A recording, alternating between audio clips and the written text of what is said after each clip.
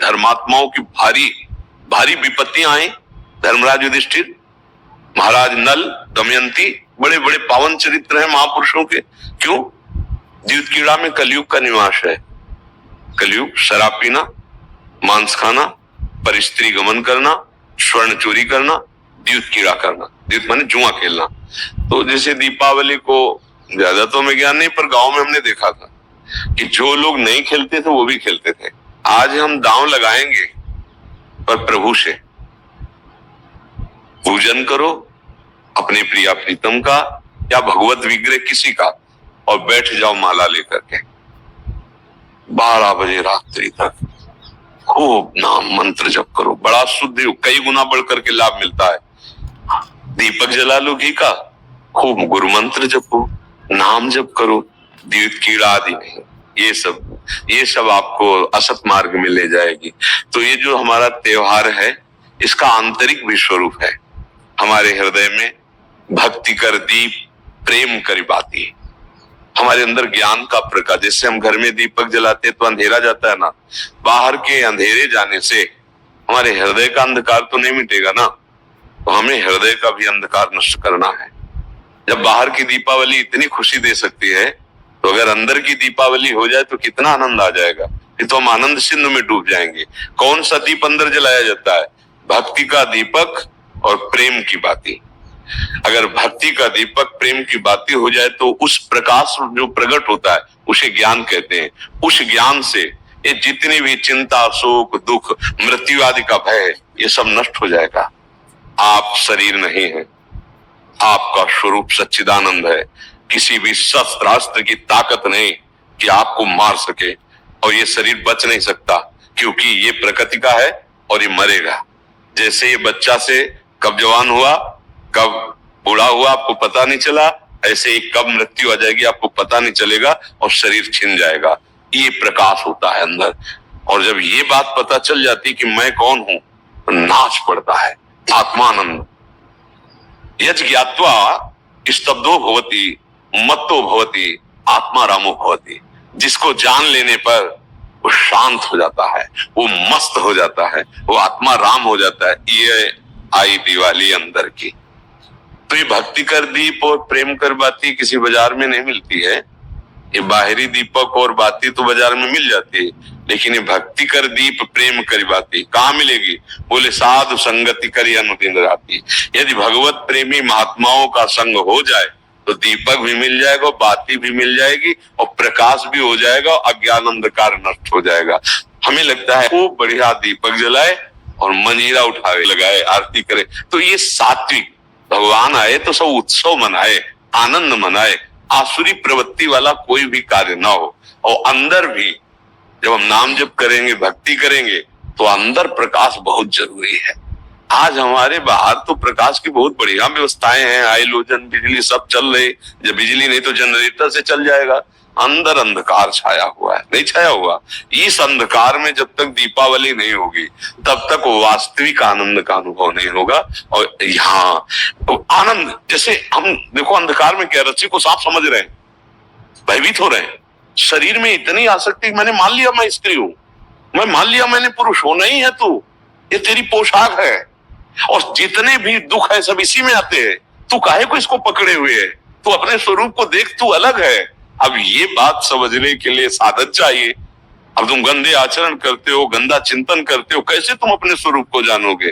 तो यही ज्ञान प्रकाश, यही ज्ञान हो जाए कि मैं भगवान का अंश हूं, जैसे भगवान कहते हैं ममैवांशो, और भगवत प्राप्ति करना मेरा परम धर्म है। और आनंद में गृहस्थी में महात्मा हो जाओगे। इतना आनंद रहता है उसको जो भगवत प्राप्त है, जो भगवान के चिंतन में। भारी से भारी दुख उसे कहीं भी विचलित नहीं कर सकता। आएगा दुख, बचो। दुख आने के पहले जहां दुख का प्रहार होना है उससे अलग हो जाओ। बिल्कुल आप अलग है। जैसे मेरी टेबल, मेरा हाथ, तो मैं हाथ तो नहीं हूं ना। ऊपर पूरे मेरा शरीर, खुद आप बोल रहे हैं मैं शरीर, ऐसा तो नहीं कोई कहता। मेरा शरीर मतलब ये मैं नहीं हूं। ठीक, अंदर चलते हैं। मेरा मन, मेरी बुद्धि, मैं तो नहीं बोला। फिर और अंदर चलते, कारण शरीर, वो स्वभाव का आ जाता है। बोले मेरा स्वभाव ऐसा नहीं है। आप इस अलग को अपने में धर लिए, अब दुर्गति हो रही। मैं धनी, मैं निर्धन, ये प्रपंच छा गया। बस इसी दीपावली में ये देख लो प्रकाश में कि तुम ये नहीं हो जो तुम दुख पा रहे हो। तुम दुख, कोई भी दुख तुम्हें छू नहीं सकता। आनंद सिंधु का बच्चा आनंद सिंधु है। ईश्वर अंश जीव अविनाशी चेतन अमल। तरफ पाप दृष्टि से मत देखो। माता पिता को भगवत भाव से देखने के लिए बुद्धि शुद्ध चाहिए। जगत में अगर उन्नति प्राप्त करना है तो बुद्धि शुद्ध चाहिए। शराब पीना, मांस खाना, व्यभिचार करना, जुआ खेलना, चोरी, हिंसा, बड़े बड़े गंदे आचरण होते जा रहे हैं नई समाज के। और वो मोटरसाइकिल से बगल से निकले, कोई बहन मोबाइल से बात कर रही, ऐसा झटका कि नाक के बल गिर गए, मुंह के बल गिर गए। कितने का मोबाइल? जंजीर सोने की चैन कितने को? 40,000 50,000। पकड़ा, राक्षसी बुद्धि से खींचा, और वो तो मोटरसाइकिल में बैठा ऐसा खींचा, वो कई तरह गिरती। ये क्या हो गया? बुद्धि भ्रष्ट हो गई। हमें लगता है कि अगर हमारी बात आपके कान तक पहुंचे, जो तुम्हारी दुर्गति कराने वाली बात है, अगर इसको छोड़ दो तो हमें सुख मिलेगा कि हमारा भारत देश का समाज एक धार्मिक समाज, एक शांति प्रिय समाज और स्वयं परमानंद में डूबने वाला बन जाए। ये तुम्हें नशेबाजी, गंदे आचरण, बड़ा देखो ना क्या परिणाम होता है। मान लो 2-4 बार नहीं पकड़े गए आप, लेकिन जब पकड़े जाओगे तब ऐसी पिटाई होगी यहाँ, और आजीवन का। अगर छूट भी गए तो यहाँ से तुम भले छूट जाओ किसी प्रमाण देकर, लेकिन एक और न्यायालय है जहां राय पाई की चूक नहीं होती, कोई घूस नहीं चलती, वहां के न्यायालय से डरो पक्का। यहाँ तो मान लो आप इधर उधर करके प्रमाण दे के बच सकते हो या कुछ ले दे के, लेकिन एक न्यायालय जहाँ कुछ लेना देना नहीं, किसी गवाही की जरूरत नहीं, वो स्वयं सर्व साक्षी हो। तो पाप कर्म का त्याग, गंदे व्यसन, गंदे आहार का त्याग, यही भारी उत्सव हो जाएगा। यही हम भेंट मांगते हैं। जब कोई एकांतिक में कभी भाव आता है तो ये कहते हैं आप सब ये गंदे आचरण यहाँ छोड़ जाओ, धाम है भगवान का। और मान लो ठीक कहा कि दिवाली का पर्व है तो कुछ न कुछ लेन देन भेंट होती है ना, भाई कोई प्रियजन आए, उनको खवाया पियाया कुछ। तो हमारी प्रियता यही है कि तुम सुखी रहो, तुम स्वस्थ रहो, तुम मुस्कुराओ, तुम आनंदित हो। कैसे? अच्छे आचरणों से, भगवान नाम जप से। अगर बुरे आचरण करोगे तो भाई तुम्हें रुपया शांति नहीं दे सकता। देखो, कोई वो चूक ना कर देना जो घर में, गांव में और समाज में आप ऐसे उठा के न देख पाए। मात्र कुछ चंद रुपए के कारण जब हमारी बात बिगड़ जाती है तो हमारी पदवी और समाज की प्रियता सब नष्ट हो। एक गलती ने पूरा मिटिया मेट कर दिया। कोई अधिकारी जी थे तो उन्होंने मात्र 10,000 रुपए की वो प्रियता में, उनको उन्हीं के अधिकारी जन जो क्राइम विभाग के थे, वो उनको ऐसे बुरी तरह पकड़ के ले जा रहे थे। तब मुझे किसी के दबाव और प्रलोभन में आकर कभी वो मत करना कि एक न्याय और विभाग है वहां तुम्हें कटघरे में खड़ा किया जाए, क्योंकि सबका न्यायाधीश श्री कृष्ण है। वो जब न्याय करता है तो वहां किसी गवाही की जरूरत नहीं रहती। आपका पद, आपकी जो योग्यता, वो हमारे समाज के मंगल के लिए। आप नमक रोटी खाओ, भले आप कष्ट से जियो, लेकिन आप आंख झुकाने वाले नहीं बनो। आंख में आंख डाल के बात करने की क्षमता रहे और अपने पद के द्वारा अधर्म को दंड देने की क्षमता रहे। अगर आप गलती कर दिए तो पढ़ाई लिखाई, माता पिता, समाज, इससे आप आंख नहीं मिला पाएंगे, सब व्यर्थ हो जाएगा। ये क्यों व्यर्थ हो जाता है? जब हमें ये बात समझ में आती कि धन में सुख है, बुद्धि भ्रष्ट हो गई, पतित हो गई बुद्धि। नहीं, धन में सुख नहीं, धर्म में सुख है। आप देखो ना, बहुत आप अधर्म पूर्वक धर्म ले तो आप देखो आपका परिवार बिखर जाएगा, अशांति पैदा हो जाएगी। ऐसी संतानें पैदा होंगी जो आपको हर समय देखकर जलाती रहेंगी।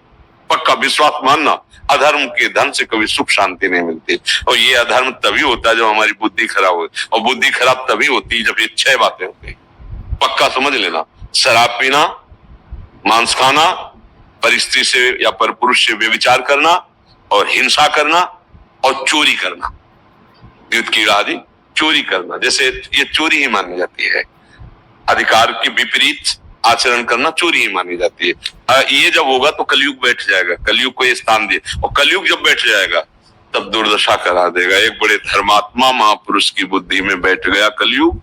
वो मुकुट लगाने के कारण जरासंध का, तो एक ऋषि के गले में मरा हुआ सर्प डाल दिया और कारण बन गया मृत्यु का। 7 दिन में तक्षक काटेगा, ऐसा संगी ऋषि ने शाप दे दिया। इसलिए बहुत सावधान।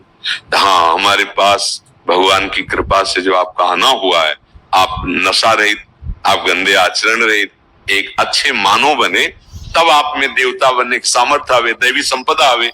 आप चाहो तो नारायण बन सकते हो। जब नारायण नर बन सकता है तो सीढ़ी हुई ना, तो आप इसी से चढ़ सकते हो। नर नारायण बन सकता है क्योंकि हम उसी के अंश हैं। तो इसलिए सत्संग का लाभ ले और व्यसनों को त्याग दे। वृंदावन में बैठे हो, अगर नियम ले लो तो बहुत बड़ा सहयोग मिल जाएगा कि भाई कोई कसम खवाई जाती तो मंदिर में नहीं चखा जाता, चलो मंदिर में। एक मंदिर क्या है, यहाँ तो धाम है 84 कोस ब्रज, यहाँ नियम ले लो, शराब नहीं पियेंगे, मांस नहीं खाएंगे, पराई माता बहन को गंदी दृष्टि से नहीं देखेंगे, चोरी नहीं करेंगे, जुआ नहीं खेलेंगे, हिंसा नहीं करेंगे। ले लो अंदर से।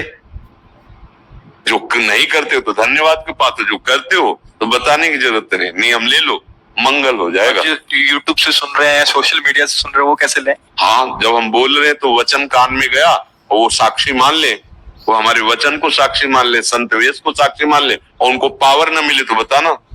जो दवाइयों से तुम नशा नहीं छोड़ सकते, बात मान लेना, वो पावर आपको अपने आप पहुंच जाएगा। जैसे पिछले में कोई बोला था कि हम अपने परिवार के मांस मछली ये सब छोड़ दिया। हाँ, पिछले बैच में बोला था। हाँ, क्या हम कभी मिले हैं? न कभी देखा है। हुआ क्या, उसने बात मान ली ना, साक्षी मान ली, तो ये शब्द ऐसे नहीं निकल रहे हैं। ये मनोरंजन नहीं है, आप सच्ची बात समझना। ये केवल आपके कल्याण के लिए निकल रहे हैं और आप पकड़ लो, इनमें ताकत है। जैसे आपसे कह दे कि आज से शराब ना पीना, आप नियम ले ले, तो आपकी जो दिक्कत होगी छोड़ने की, वो आपको पावर मिल जाएगा। क्योंकि भगवान छुड़वाना चाहते हैं ना तो सामर्थ्य भी देते हैं। ये केवल ढांचा भर है, काम उन्हीं का हो रहा है, वही कर रहे हैं। अगर वो ना करे तो इस ढांचे में बोलने की सामर्थ्य नहीं, आप सच्ची समझ लेना। ये दिमाग जो काम कर रहा है हमारा नहीं कर रहा है, शरीर का। हाँ, ये श्री कृष्ण का कर रहा है, ध्यान रखना। ये तो वो तो अपार सामर्थ्यशाली है। हाँ, वही शराब मत पीना, तो मत पियो। अब देखो आप में सामर्थ्य आ जाएगी। आप ये वचन पकड़े रहना, जहां भी होगे वहीं श्री कृष्ण है। जहां भी कोई कण और कोई क्षण ऐसा नहीं जो श्री कृष्ण से अलग हो। हर समय तुम्हारे साथ है, वो तुम्हें पावर दें। अच्छे आचरण करो।